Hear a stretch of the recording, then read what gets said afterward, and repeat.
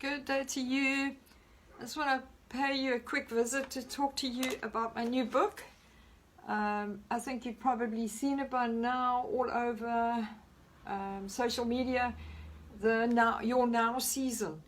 And I want to say this book to me feels as if it's for now. That's why it's called Your Now season. It started out with quite as usual.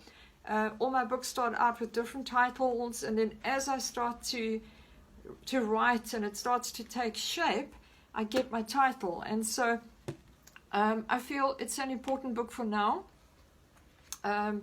because in this I speak about don't give up in the in-between. Know your why you're here, your who, and your when. Happy prophets are the new thing. There's a lot in here about prophets and prophetic people. A significant season, and whether you're called as a prophet or not, you have a part in this season in the church today. A very important part. God is calling people to intercede, to stand, to do warfare, to join together as the body, to represent the kingdom and all the power that he wants to release through us and his glory to be seen on us. And so this is what this book is about. And I've shared some personal experiences in here.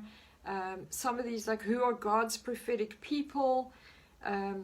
And I think that everybody who reads this can find something in it, whether you're whatever you do in your sphere of authority in life, there's something in here that you can take to be encouraged that you have a part in the season in the body of Christ. And I firmly believe that God is setting the stage for the greatest revival that we have ever seen, that the planet has ever seen, because I believe we're living in end days, end times, and as dark as the world gets, as much as the pressure builds up against the kingdom, that the kingdom is going to rise up. The kingdom will not be shaken. That's what the word says. And we are going to rise up, and we're going to represent God the way we need to represent him in all his glory and his power and majesty. And God's going to use us in ways and different things that we haven't seen before. So everybody can read this and get some encouragement out of it and find your place in the kingdom.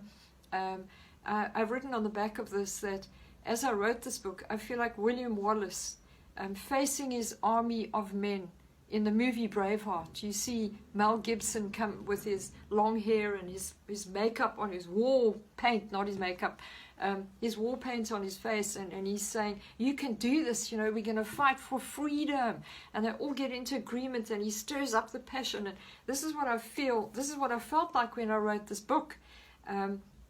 That I'm encouraging the troops that it's not time to give up, but it's time to stand on the edge, to be on the edge, on the prophetic edge, the cutting edge of hearing what God is saying and getting ready to participate in a great outpouring of his glory on the planet. So if you haven't read it,